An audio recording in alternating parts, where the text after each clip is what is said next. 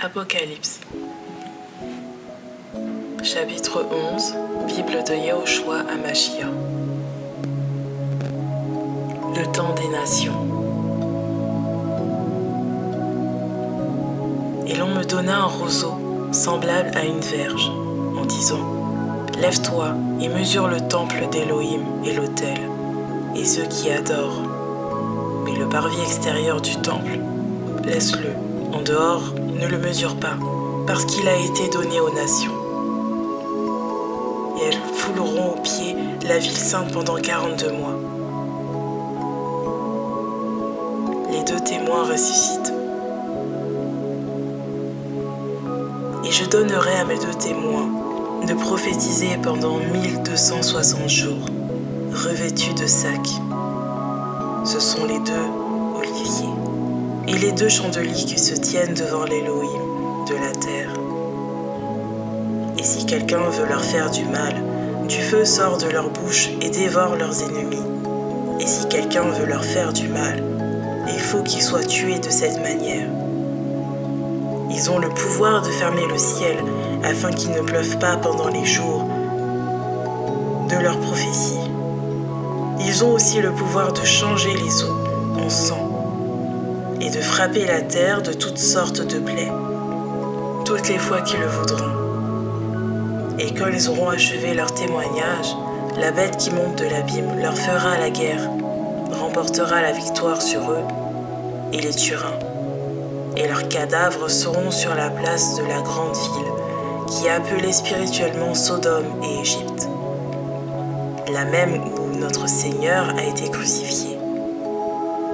Et ceux des tribus, des peuples, des langues et des nations verront leurs cadavres pendant 3 jours et demi. Ils ne permettront pas que leurs cadavres soient mis dans des sépulcres. Et ceux qui habitent sur la terre se réjouiront à leur sujet. Ils seront dans l'allégresse. Ils s'enverront des présents les uns aux autres. Parce que ces 2 prophètes ont tourmenté les habitants de la terre. Mais après ces 3 jours et demi, l'esprit de vie vint d'Élohim sur eux, et ils se tinrent sur leurs pieds. Et une grande crainte saisit ceux qui les virent. Et ils entendirent une grande voix du ciel qui leur disait : Montez ici. Et ils montèrent au ciel sur une nuée, et leurs ennemis les virent. Et à cette même heure, il y eut un grand tremblement de terre, et la 10e partie de la ville tomba. Et 70 000 noms d'humains furent tués par ce tremblement de terre. Et les autres furent terrifiés et donnèrent gloire à Élohim du ciel. Le second malheur est passé. Voici le 3e malheur vint à toute vitesse. 7e trompette. Le règne du Machia annoncé. Cantique des 24 anciens. Et le 7e ange sonna de la trompette. Il y eut dans le ciel de grandes voix, disant : Les royaumes du monde sont revenus à notre Seigneur et à son Machia. Il régnera pour les âges des âges.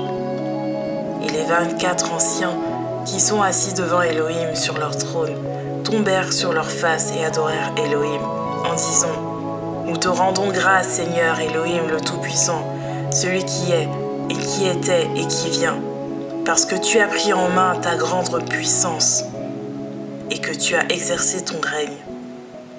Et les nations se sont irritées, mais ta colère est venue. C'est aussi le temps de juger les morts et de donner le salaire à tes esclaves, les prophètes et aux saints, et à ceux qui craignent ton nom, petits et grands, et de détruire ceux qui détruisent la terre. Et le temple d'Élohim fut ouvert dans le ciel, et l'arche de son alliance apparut dans son temple.